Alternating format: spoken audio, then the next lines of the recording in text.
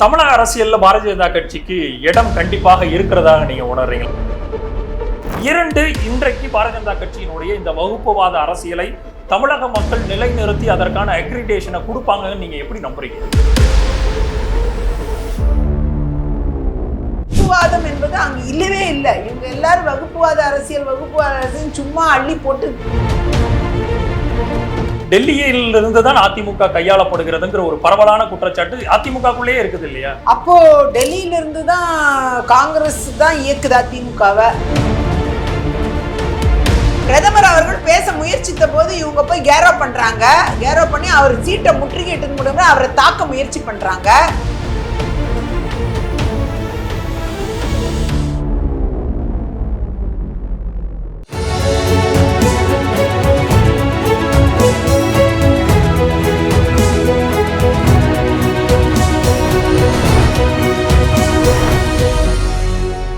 அன்பு தமிழ் நெஞ்சங்களே வணக்கம். நான் உங்கள் ஹரிஷ் இப்ராஹிம். இன்றைய அரசியல் தலைவர் நாம் சந்திக்கவிருப்பது மிக மூத்த பிஜேபியின் உறுப்பினரும் 3 முறை விளவங்கோடு தொகுதியிலிருந்து தேர்ந்தெடுக்கப்பட்ட சட்டமன்ற உறுப்பினரும் வழக்காடு மன்றத்தின் வழக்கறிஞருமான திருமதி விஜயதாரணி அவர்கள். வணக்கம். வணக்கம். எப்படி இருக்கீங்க? நல்லா இருக்கேன். சூப்பர்.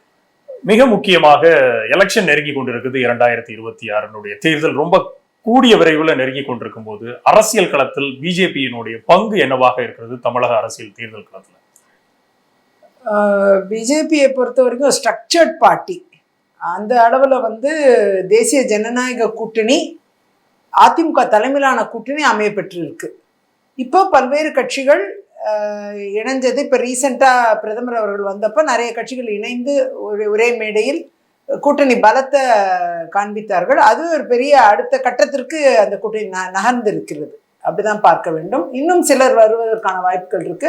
இது மிகவும் வலுவான கூட்டணியா படிப்படியா மாறிடுச்சு. ஸோ இன்னைக்கு தேர்தல் களத்தில் அதிமுகவா திமுகவா என்ற இருந்த நிலைதான் தொடருதுங்கிறது.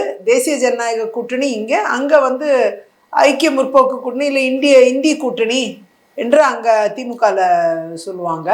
அப்படி இந்த கூட்டணிகளின் பலம் இன்னைக்கு தேர்தல் களத்தில் பேசு பொருளாக மாறி இருக்கு. திமுக வர்சஸ் அதிமுகன்னு சொல்லலாம், இல்லைன்னா இந்திய கூட்டணி வர்சஸ் தேசிய ஜனநாயக கூட்டணின்னு சொல்லலாம்.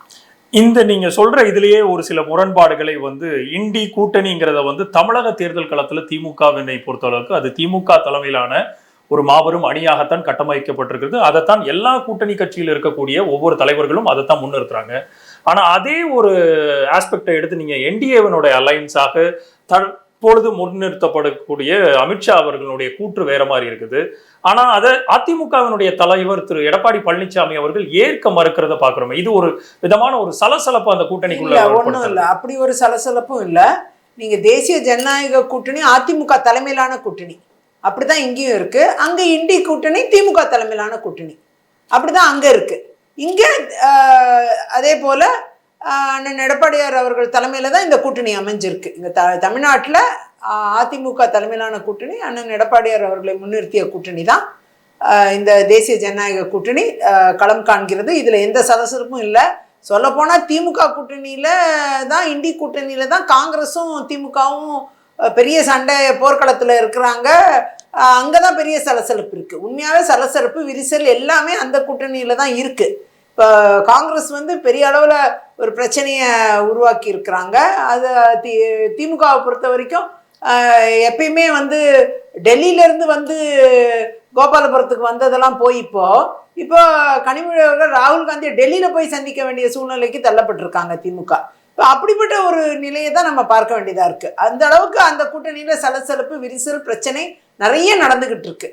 அவையாவது அது தீரும் பிரச்சனையா தீரா பிரச்சனையா வரும் காலம் தான். ஆனா இதே தானே அதிமுகவினுடைய தலைவர் திரு எடப்பாடி பழனிசாமி அவர்கள் பலமுறை டெல்லி சென்று அமித்ஷா அவர்களை இங்க தமிழகத்தில் வந்திருக்கும் போது சந்திக்காததையும், அவர் டெல்லியில போய் கர்ச்சிப்பை மூடிக்கொண்டு போய் சந்தித்து விட்டு வந்ததுக்கு அப்புறம் திருப்பதி கூட்டணியை முடிவு செய்கிறார் அப்படிங்கிற ஒரு டெல்லியில் இருந்துதான் அதிமுக கையாளப்படுகிறதுங்கிற ஒரு பரவலான குற்றச்சாட்டு அதிமுகக்குள்ளேயே இருக்குது இல்லையா? அப்போ டெல்லியில இருந்துதான் காங்கிரஸ் தான் இயக்குது அதிமுகவை அப்படிங்கிற ஒரு சூழ்நிலையும் எழுந்திருக்கு இல்லையா? காங்கிரஸ்க்கு நல்லதா கூட பார்ப்போமே கொஞ்சம். அந்த அளவுல வந்து இது இந்த ஒரு பாரம்பரிய காங்கிரஸ்வாதியா அது நல்லா இருக்கணும்னு அது அப்படி கூட அதை பார்க்கலாம். ஆனா வந்து இங்கே பொறுத்த வரைக்கும் பரஸ்பரம் திரு அமித்ஷா அவர்கள் வந்து நேரா வந்து அண்ணன் எடப்பாடியார் அவர்கள் வீட்டுல போய் உணவு அருந்தி விட்டு சென்றிருக்கிறார், அதை பார்க்க வேண்டும். அதே நேரம் அண்ணன் எடப்பாடியார் அவர்கள் திரு அமித்ஷா அவர்கள் அவர் வீட்டுல போய் டெல்லியில சந்திச்சிருக்காரு. இங்க பரஸ்பரம் ஒருவருக்கும் பரஸ்பரம் நடக்கக்கூடிய விஷயங்கள். ஆனா அங்க அப்படி கிடையாது. அங்க நீங்க பாத்தீங்கன்னா கனிமொழி அவர்கள் ராகுல் காந்தி ஒரு பிரச்சனை வந்தவொன்னா அவசர அவசரமா போய் சந்திக்கிறாங்க. அப்படிப்பட்ட ஒரு சூழ்நிலை இருக்கு. அப்படி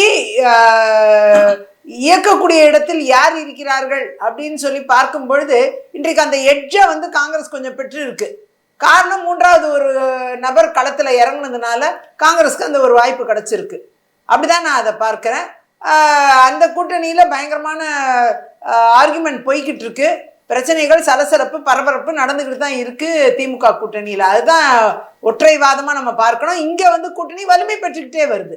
அதிமுக தலைமையிலான தேசிய ஜனநாயக கூட்டணி படிப்படியா வலிமை பெற்றுட்டே வருது. அது எப்படி வலிமை பெற்றதுங்கிறீங்க? 2024 மக்களவை தேர்தலாக இருக்கட்டும், 2016 தேர்தலாக இருக்கட்டும், பாரதிய ஜனதா கட்சி அங்கம் வகித்த 2021 தேர்தலாக இருக்கட்டும், தொடர்ச்சியாக பாரதிய ஜனதா கட்சி கூட்டணியில அதிமுக இருந்த தேர்தலும் சரி, இல்லாத தேர்தலிலும் சரி, அதிமுக பலவீனம் தானே அடைஞ்சிருக்கிறதுனா டேட்டா சொல்லுது, புள்ளி விவரங்கள் சொல்லுது. டேட்டா அப்படி சொல்லல. இப்ப கூட்டணி வந்து வலிமை பெற்றிருக்குன்னு நான் சொல்ல வரேன். முதலாவது பாஜகவும் அதிமுகவும் தேசிய ஜனநாயக கூட்டணியாக அதிமுக தலைமையில அமைச்சாங்க, போன ஏப்ரல்லே அமைச்சிட்டாங்க. அப்புறம் படிப்படியா ஒவ்வொருத்தரா வந்து இணைந்து இன்னைக்கு கூட்டணியில பல கட்சிகள் இணைந்து இருக்கு. அது மாதிரி ஒரு அடிஷனல் வந்து டிடிவி தினகரன் மட்டும் இல்ல, பிற கட்சிகள் எல்லாமே வந்திருக்காங்க இல்லையா. அவங்க அவளோட அறிவிப்பை இப்பதானே பண்றாங்க, ஒவ்வொருத்தரா பண்ணிட்டு வர்றாங்க. அப்படி ஏற்கனவே கூட பயணிச்சவங்களா இருக்கலாம், நடுவில் பயணம் பண்ணாதவங்களா இருக்கலாம், எல்லாருமே இப்போ ஒருங்கிணைக்கூடிய சூழ்நிலை ஏற்பட்டிருக்கு. ஸோ வலிமையான கூட்டணியை அதிமுக கூட்டணி, தேசிய ஜனநாயக கூட்டணி மாறி வருகிறது என்பதுதான் பார்க்க வேண்டிய ஒன்று. அந்த அளவில் வந்து தேர்தலை சந்திக்கக்கூடிய இடத்தில் நிச்சயமா வலிமை பெற்ற கூட்டணி. அண்ட் திமுகவுடைய ஆட்சியுடைய ஆன்டி இன்கம்பன்சி சிவியரா இருக்கு. அந்த இடத்துல வந்து திமுகவுடைய மிகப்பெரிய மைனஸா இன்னைக்கு ஃபீல்டில் பார்க்க வேண்டியது பாலியல் வன்கொடுமை, போதை புழக்கம் போன்ற பல்வேறு விஷயங்கள். திமுக வந்து மிக மோசமாக ஒரு ரேட்டிங் கொடுக்கக்கூடிய இடத்துல தான் மக்கள் இன்னைக்கு வந்து பெண்களும் இன்னைக்கு இருந்துகிட்டு இருக்காங்க. நீங்கள் என்னதான் திட்டங்கள் எது கொடுத்தாலும் பாதுகாப்பு இல்லைன்னா யார் பெண்கள் மரியாதை கொடுப்பாங்க? நிச்சயமா வந்து அது எல்லாமே ஓட்டு மாறதுக்கான வாய்ப்பு இருக்கு. அந்த அளவில் வந்து இன்னைக்கு ஆன்டி இன்கம்பன்சி சிவியரா இருக்கு. ஊழல் வந்து உச்சத்தில் இருக்கு திமுக ஆட்சியில். ஆகையால் இது எல்லாமே திமுகவுடைய மைனஸாக தான் இருக்கு. மக்கள் மத்தியில் இது வந்து நிச்சயமா வந்து ஒரு ஆட்சி மாற்றத்துக்கான ஒரு ஏற்பாடை தான் காண்பிக்கிறது. நீங்க மிக முக்கியமாக சொல்லும் போது பாலியல் வன்கொடுமைகள் அதிகமாக இருக்கு, பெண்களுக்கு எதிரான குற்றங்கள் அதிகமாக இருக்கிறது கடந்த 4.5 ஆண்டுகள் திமுக ஆட்சியிலங்கிறது. ஆனா என்சிஆர்பி டேட்டா, மத்திய அரசு வெளியிடக்கூடிய என்சிஆர்பி டேட்டா தெளிவாக ஒரு அறிக்கையை 2023 வரைக்கும் தெளிவாக காண்பிக்கிறது. என்னன்னா, பிஜேபி ரூல்டு உத்தரப்பிரதேசாக இருக்கட்டும், ஹரியானாவாக இருக்கட்டும், 1 லட்சம் பேருக்கு குறைந்தது உத்தரப்பிரதேசில் 363 பேர்கள் குற்றவாளிகளாக சித்தரிக்கப்படுகிறார்கள். அதே சமயம் ஹரியானால 424 பேர்கள் சித்தரிக்கப்படுகிறார்கள். அதே சமயம் பிஎன்எஸ் ஆக்ட்ல ஆஸ் எ லேர்னட் அட்வொகேட் உங்களுக்கு இந்த தரவுகள் கண்டிப்பாக கையில வந்திருக்கும். என்சிஆர்பி டேட்டா தமிழ்நாடை பொறுத்தளவுக்கு 263 அப்படிங்கிற விகிதாச்சார அடிப்படையில் இருக்கும்போது, ஒட்டுமொத்தமாக பிஜேபி ஆளக்கூடிய மாநிலங்கள்ல உச்ச வரம்புல முதல் 2 இடங்களை பிஜேபி பிடிக்கும் போது 7வது 8வது இடத்தில் படிப்படியாக கம்மியாகிக்கிட்டு வரக்கூடிய ஒரு மாநிலத்தை எடுத்து எப்படி நீங்க அதை ஈக்குவேட் பண்ண முடியும்? இந்த தமிழ்நாடு மாநிலத்துல இவ்வளவு பாலியல் வன்கொடுமை இதுக்கு முன்னாடி நடந்ததே கிடையாது. 55% இன்க்ரீஸ் ஆயிருக்கு. 55% என்சிஆர்பி டேட்டா படி 55% இன்க்ரீஸ் ஆயிருக்கு. அதே மாதிரி போக்சோ சட்டத்தின் கீழ் சிறுவர்கள் தாக்கப்படுவது, பாலியல் வன்கொடுமைக்கு உள்ளாக்கப்படுவது தமிழ்நாட்டில் 33% இன்க்ரீஸ் ஆயிருக்கு. நீங்க அதை தான் பார்க்கணும். இப்படிப்பட்ட இன்க்ரீஸ் இந்திய வரலாற்றுல, தமிழ்நாட்டின் வரலாற்றுல இதுக்கு முன்னாடி கிடையவே கிடையாது. இந்த அளவுக்கு நமக்கு கிரிமினல் ஹிஸ்டரி வந்து இந்த அளவுக்கு உருவாயிருக்குன்னா சட்டம் ஒழுங்கு பெரிய கேள்விக்குறியாயிருக்கு. அதே மாதிரி போதை புழக்கம் அதிகமா இருக்கிறதுனால தான் இந்த பாலியல் வன்கொடுமைக்கு உள்ளாக்கப்படுகிறார்கள். பெண்களாக இருக்கட்டும், சிறுவர்களாக சிறுமிகளாக இருக்கட்டும் உள்ளாக்கப்படுகிறார்கள். இந்த ரேட் இவ்வளோ இன்க்ரீஸ் ஆகிறதுக்கு, பெர்சன்டேஜ் இன்க்ரீஸ் ஆகிறதுக்கு காரணமே என்சிஆர்பி, எஸ்சிஆர்பி 2 டேட்டாவையும் நான் சொல்றேன். இவ்வளோ இன்க்ரீஸ் ஆனதுக்கு காரணம் வந்து இங்கே உள்ள போதை பழக்கம், கட்டுக்கடங்காத போதை பழக்கம், அதை கட்டுப்படுத்த தவறிய திமுக அரசு. அதை தான் நாங்கள் குற்றம் சொல்கிறேன் நான். அந்த அளவில் நீங்கள் யூபியை, மகாராஷ்டிராவை, மத்திய பிரதேச இதெல்லாம் கம்பேர் பண்ணுறதுக்கு தமிழ்நாட்டில் எப்படி குறைக்க முடியும்னு பார்க்கணும். நம்ம தமிழ்நாட்டுல இவ்வளவு கூடி போயிருக்கிறது இப்பதான் வரலாற்றிலேயே முதல் முறை இந்த அளவுக்கு கூடியிருக்கு திமுக ஆட்சியில. அதை குறைக்கிறதுக்கு என்ன திட்டம் இந்த திமுக ஆட்சி வைத்திருக்கிறது, என்ன சட்டம் ஒழுங்கை கட்டுப்படுத்துறது, இந்த புழக்கத்தை எப்படி போதைப் பொருள் புழக்கத்தை கட்டுப்படுத்து, இதுக்கு எல்லாத்துக்கும் என்ன தீர்வு, என்ன திட்டத்தை திமுக ஆட்சி வைத்திருக்கிறது, இந்த 5 ஆண்டு காலம் என்ன வைத்திருந்தது, கட்டுக்கடங்காத இந்த கொடுமைகள் எல்லாம் நடக்கிறதுக்கு காரணமே போதை பழக்கம். அந்த பழக்கத்துக்கு இவங்க என்ன ஸ்டாப் வச்சிருக்கிறாங்க, இன்னைக்கு கூடி இருக்கு. ஆகையால என்சிஆர்பி டேட்டா, எஸ்சிஆர்பி டேட்டா எல்லாமே தமிழ்நாடின் திமுக ஆட்சிக்கு எதிராக தான் இருக்குங்கிறது என்னுடைய ஒற்றை வார்த்தை. அது பிஜேபியினுடைய ஒரு மூத்த உறுப்பினரா உங்களுடைய வாதமாக வைத்துக் கொண்டிருக்கலாம்னா கூட என்சிஆர்பி டேட்டா பிஜேபி உறுப்பினர் மட்டும் கிடையாது, தனிப்பட்ட முறையிலேயே நம்ம எல்லாத்தையும் பார்த்துட்டு தான் இருக்கோம். பெண்கள் என்ற முறையில் நம்ம அதையும் கவனிச்சுட்டு இருக்கோம். ரொம்ப பேரண்ட்ஸ் நிறைய பேர் இந்த மாதிரி ரொம்ப வருத்தப்படுறது, கவலைப்படுறது, தங்களுடைய குழந்தைகளை பள்ளிகளுக்கும் கல்லூரிகளுக்கும் அனுப்புறச்ச ஏற்படுற சங்கடங்கள், இது எல்லாத்தையும் அவங்க வெளிப்படுத்துறத பார்க்கும்பொழுது தமிழ்நாட்டில் இந்த கிரைம் ரேட் ரொம்ப அதிகமாயிருக்கு. அதனால இந்த அரசு இதற்கென்று கட்டுப்படுத்துவதற்கு எந்த நடவடிக்கையும் எடுக்கல. இந்த 5 வருஷம் தான் ரொம்ப சிவியரா இருக்கு, அதிகமா இருக்கு. ஆனா நார்காட்டிக்ஸ் கண்ட்ரோல் கொடுக்கக்கூடிய ஒரு தரவுகள், நான் திருப்பியும் தரவுகள் படியே வர்றேன். குஜராத்தில் கைப்பற்றப்பட்ட மிகப்பெரிய ஒரு அபீனுடைய கொள்முதல்கள், கொக்கைனோட கொள்முதல்கள் அதிகப்படியாக கைப்பற்றப்பட்டது குஜராத்தினுடைய ஒரு தனியார் போர்ட்ல. அந்த போர்ட் யாரோடதுன்னு நான் உங்களுக்கு விலாவரியா சொல்ல வேண்டிய இது இல்லை. ஆனால் கிடைக்கப்பட்ட ஒட்டுமொத்த அந்த கொக்கைனுடைய சப்ஸ்டன்ஸ் எல்லாமே பல்வேறு மாநிலங்களுக்கு பிரித்து செல்லப்பட்டது தான் தமிழ்நாட்டுக்குள்ளவும் வந்ததுங்கிற ஒரு குற்றச்சாட்டு பரவலாக இருக்கிறது. ஆனால் அப்போ அந்த நப்லே கியூர் பண்ண வேண்டியது அந்த ஆட்சி காலம், அந்த இடத்துல பிடிபட்டது குஜராத்ல யாருடைய ஆட்சி காலம்? குஜராத்ல பிடிபட்டதே தமிழ்நாடோடைய திமுகவுடைய ஒரு அங்கமாக அதோடைய நிர்வாகியாக இருந்த ஜாஃபர் சாதிக், அவருடைய திமுகவோட நிர்வாகி, அவர் தான் கிங்பின், அவர் தான் குஜராத்ல இருந்து இது இயக்கம். அவர் மேல எந்த தகவல் இல்லன்னு கோர்ட்டே அவரை ரிலீஸ் பண்ணிருக்கு. அதெல்லாம் இல்ல, உண்மை கிடையாது. அப்பீல் நடந்துகிட்டு இருக்கு இல்லையா, அது முடிகிற வரைக்கும் நம்ம எதுவும் சொல்ல முடியாது. சுப்ரீம் கோர்ட் வரைக்கும் அப்பீல் நடக்கும். அந்த அளவுல ஜாஃபர் சாதிக்ங்கிற கிங்பின் தான் இதை மொத்தமாவே குஜராத் போர்ட்ல இருந்து இயக்கி இருக்காரு. குஜராத் மாநிலம்ங்கிறதுனால அவரை கையும் களவுமா பிடிச்சிட்டாங்க, அதுதான் உண்மை. பாஜக ஆள்ற மாநிலத்தை கையும் களவுமாக ஜாஃபர் சாதிக்க பிடிச்சிட்டாங்க, பிடிச்சு திமுகவோட நிர்வாகின்ட்டு நிரூபிச்சிட்டாங்க. அந்த அளவுல இன்னைக்கு அந்த கிங்பின் தமிழ்நாட்டில் உள்ள திமுக கட்சியுடைய ஒரு நிர்வாகி அப்படின்னு அவர் தான் போதைப் பொருள் கடத்தல இந்தியா முழுக்க உலகமெங்கும் சப்ளையர் அவர் தான் அப்படின்னு ப்ரூவ் ஆயிடுச்சு. அப்படி இந்த வழக்குகள் நடந்து கொண்டு இருக்கிறது. அப்படி இருக்கும் பொழுது போதைப் பொருள் எங்கிருந்து ஆரம்பிக்குது? தமிழ்நாட்டுல இருந்தா, தமிழ்நாடு நபர் தான் கிங்பின்னு, அவர் தான் ஆப்ரேட் பண்றாரு. குஜராத் மாநிலம்ங்கிறதுனால பிஜேபி ஆடுற மாநிலங்கிறதுனால கவனமாக கண்ணும் கருத்துமாக இருந்து அதை கேப்சர் பண்ணி பிடிச்சி அவங்கள உடனடியாக நார்கோட்டிக்ஸ் அவங்கள புக் பண்ணி அவங்க நடவடிக்கை எடுத்துட்டாங்கிறது தான் நம்ம பெருமையாக பார்க்கணும். குஜராத் மாநிலத்துக்கு அந்த பெருமை சாரும் என்பதை நான் கூறிக்கொள்கிறேன்.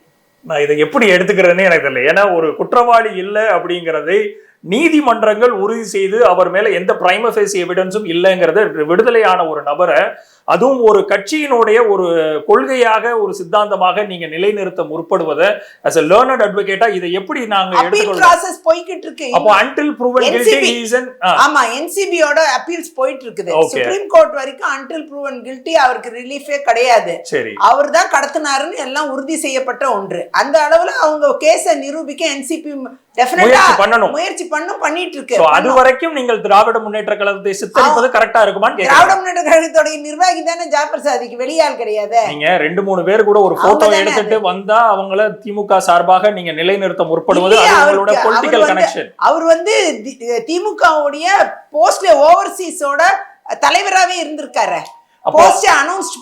அப்போ ஆருத்ரா கோல்டு சம்பந்தமாக எடுக்கக்கூடிய, ஏன்னா நீங்க கிரைமையும் ஒரு பார்ட்டி அஃபிலியேஷனையும் பார்ட்டியில போஸ்ட் இருக்கிறதுனால தான் பிரச்சனை. அப்புறம் போஸ்ட் விட்டு அவரை நீக்குறாங்க, அந்த போஸ்ட் விட்டு நீக்கிடுறாங்க.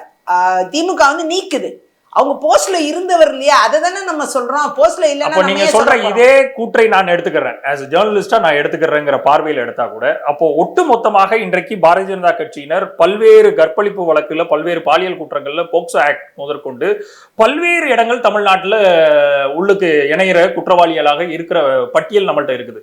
அப்போ ஒட்டுமொத்தமாக பாரதிய ஜனதா கட்சி அதை என்டோஸ் பண்ணுதுன்னு எடுத்துக்கலாமா? இல்ல அப்படி கிடையாது. அந்த ஒரு வழக்கையும் தனித்தனி, இப்ப ஜாபர் சாதிக் வழக்க தனித்தனியா பாக்குறோம். எக்ஸாக்ட்லி. ஜாபர் சாதிக் வழக்க தனியா பாக்குறேன். குற்றவாளிகளையும் என்சிபி ப்ரூவ் பண்ணும் பட்சத்துல அவர் குற்றவாளி நிரூபிக்கப்படும். அது மாதிரி ஒரு வழக்கையும் தனித்தனியா பார்க்கலாம். அது யாரா இருந்தா என்ன, எந்த கட்சியா இருந்தா என்ன, திமுக நிர்வாகிங்கிறதுனால தான் கட்சி பதவியில இருந்து நீக்குறாங்க. கட்சியில இருக்க போய் தானே நீக்கணும். பாரதிய ஜனதா கட்சி பண்ண மாட்டேங்குங்கிற ஒரு குற்றச்சாட்டு இருக்கு. கட்சியில இல்லாதவங்களே சும்மாவே பாரதிய ஜனதா கட்சின்னு அள்ளி போட்டுக்கிட்டு இருந்தா அதெல்லாம் உண்மை கிடையாது இல்லையா? கட்சியில இருக்கிறவங்கள தானே நீக்க முடியும். கட்சியில இல்லாத ஆள் மேல குற்றங்கள் சொல்லும் பொழுது நாம இல்லாத ஆளை எப்படி நீக்க முடியும்? ஜாபர் சாதிக் ஓவர்சீஸ் தலைவரா இருந்தார் திமுகல. அதனால அவரை போஸ்ட நீக்க வேண்டிய கட்டாயம் வந்துச்சு திமுகக்கு. இந்த தவறு நடந்துருச்சுன்னு தெரிஞ்ச உடனே நீக்க வேண்டிய கட்டாயம் வந்தது.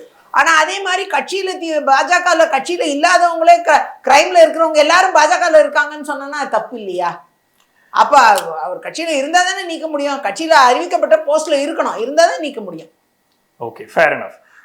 ஒரு ஐடியாலஜிக்கல் ஷிஃப்ட் 2021 வரைக்கும் 2011, 2016, 2021 விளவங்கோடினுடைய சட்டமன்ற மாமன்ற உறுப்பினர். ஒரு மிக நீண்ட நெடிய ஒரு பயணம். தொடர்ச்சியாக அந்த மக்களினோட ட்ரஸ்ட் உங்க மேல எம்போஸ் செய்யப்பட்டிருக்குது. ஆனால் ஏதோ ஒரு காரணத்துக்காக நீங்க ஒரு பார்ட்டியில இருந்து மூவ் பண்றீங்க. எலெக்ஷனை ஒட்டி 2024 மாமன்ற பேரவை தேர்தல், நம்மளோட லோக்சபா தேர்தலை முன்னிட்டு நீங்க வந்த நோக்கம் பாரதிய ஜனதா கட்சியில நிறைவேறுகிறதா பார்க்கலாமா?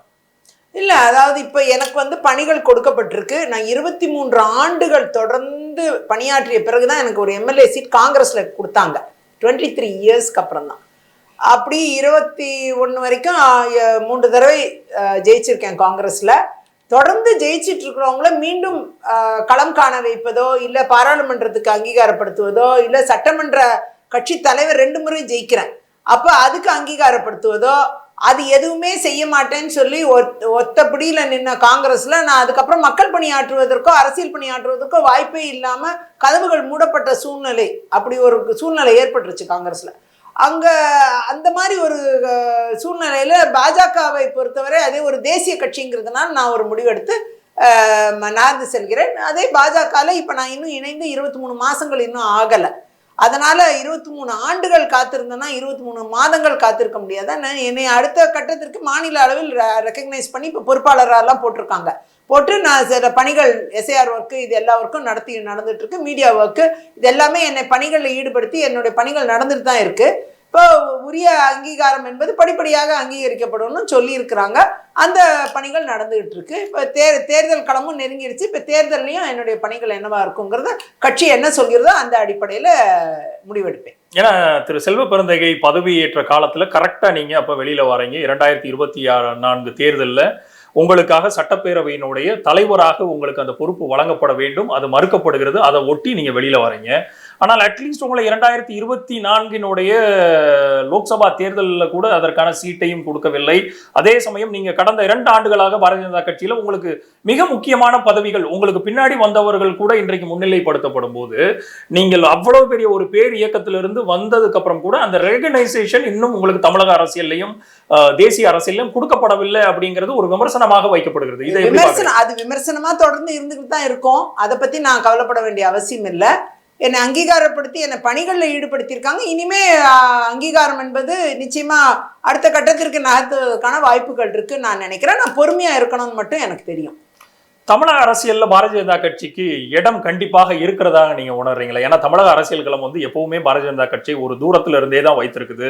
ஏன்னா அது வகுக்கக்கூடிய ஒரு வகுப்புவாத அரசியலை எதிர்த்து காங்கிரஸில் இருக்கும்போது அதே 23 ஆண்டுகள்ல மூர்க்கத்தனமாக போராடிய ஒரு பெண் ஆளுமையாக நீங்களும் அறியப்பட்டவர்.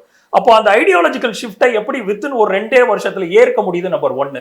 2, இன்றைக்கு பாரதிய ஜனதா கட்சியினுடைய இந்த வகுப்புவாத அரசியலை தமிழக மக்கள் நிலைநிறுத்தி அதற்கான அக்ரிடேஷனை கொடுப்பாங்கன்னு நீங்க எப்படி நம்புறீங்க? அது வகுப்புவாத அரசியலே இல்லைங்கிறது நான் புரிஞ்சுக்கிட்ட ஒண்ணு.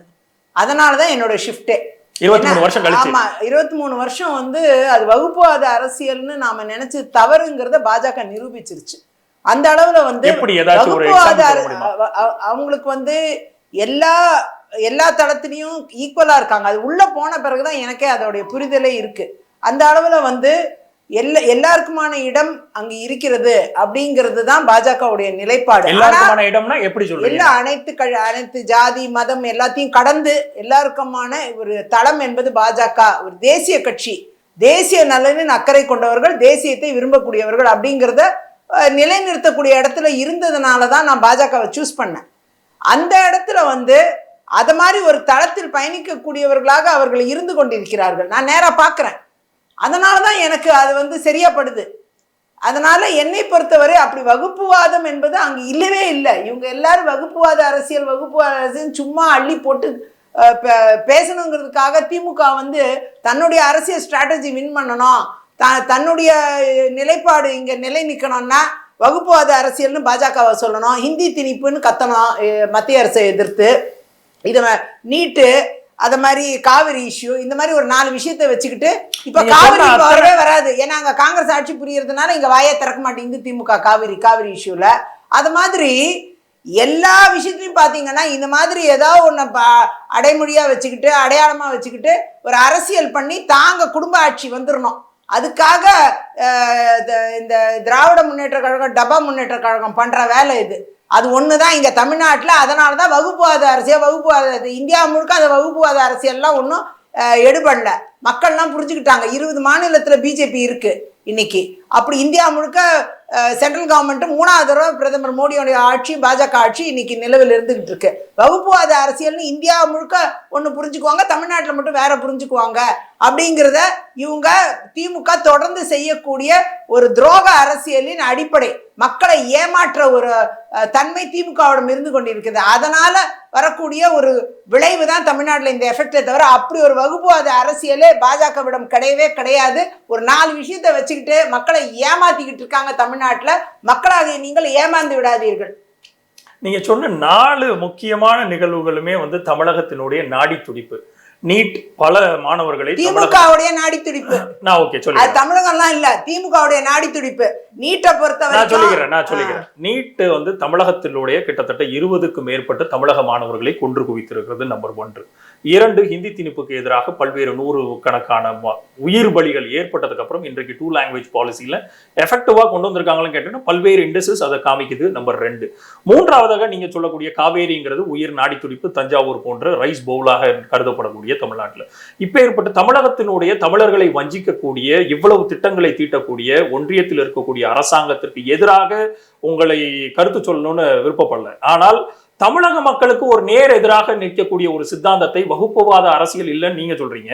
ஆனால் இன்றைக்கு உங்களுடைய கட்சியினுடைய தமிழகத்தினுடைய பொறுப்புல எந்த விதமான சிறுபான்மையினரோ, எந்த விதமான கிறிஸ்டியன்ஸோ, மீனவர் சமுதாயத்தில் யாருமே இல்லைங்கிற ஒரு பரவலான குற்றச்சாட்டு. எவ்வளவு பேர் இருக்காங்க. சையத் இப்ராஹிம் யாரு? இஸ்லாமியர் தான். அவர் பாஜகல தான் இருக்காரு. ஆமா, அவர் பாஜக. அது என்ன வகுப்புவாத அரசியல் நீங்க பண்ற வகுப்புவாத அரசியல்? அது எப்படி அது இல்ல கேக்குற? அவரு 5 முறை தொழுறாரு, மசூதிக்கு போறாரு, இறைவனை கும்பிடுறாரு, எல்லாம் பண்றாரு. அவரை மட்டும் நீங்க இஸ்லாமியரா ஏத்துக்க மாட்டேன்னு நீங்க சொல்றீங்க. சொந்த ஊர்ல ஏத்துக்கொள்ள மாட்டேங்கிறாங்க. சொந்த ஊர்ல ஏத்துக்கொள்ள மாட்டேங்கிறாங்கன்னா இது திமுக பண்ணக்கூடிய சதி செயல். அது வேண்டுமென்றே திட்டமிட்டு பண்ணக்கூடிய வகுப்புவாத அரசியல். அவங்கதான் வகுப்புவாத அரசியல் பண்ணாங்க. திமுக தான் வகுப்புவாத அரசியல் பண்ணுது. ஒரே ஒரு எம்பி, இஸ்லாமிய எம்பி, எம்பி எம்எல்ஏ எல்லாம் நான் லிஸ்ட் எடுத்து உங்களுக்கு கொடுக்குறேன். தமிழ்நாட்டுல பொறுப்புல ஜான்சன் ஒருத்தர் இருக்கிறாரு, சையத் இப்ராஹிம் இருக்கிறாரு, எவ்வளவு பேர், எனக்கு பீட்டர்னு ஒருத்தர் இருக்கிறாரு, ஜான் பீட்டர், எவ்வளவு பேர் எனக்கு தெரிஞ்ச ரபு மனோகர் அவர்கள், அது மாதிரி எவ்வளவு பேர் இருக்காங்க. தமிழ்நாட்டுடைய பொறுப்புல சிறுபான்மை பாஜகவுடைய சிறுபான்மை அணின்னே ஒரு அணியே இருக்கு. அந்த அணியும் பெரிய அளவுல களத்துல செயல்பட்டுக்கிட்டு இருக்கு. அப்படிலாம் இருக்கும்போது வகுப்புவாத அரசியல் யார் வகுப்புவாத அரசியல் பண்றா? திமுக பண்ணுது வகுப்புவாத அரசியல். அதே மாதிரி திமுக சார்ந்த கட்சிகள் பண்றாங்க வகுப்புவாத அரசியல். வெறும் அவங்க சுயநலம், அவங்க குடும்பத்துக்கு சம்பாதிக்கணும், ஊழல் பண்ணணும், அதுல எடுத்துட்டு போனா 35% காசை. இது மட்டும்தான் திட்டம். இந்த திட்டத்தின் அடிப்படையில் வரக்கூடிய இந்த ஊழல் காசுல குடிக்கணும்.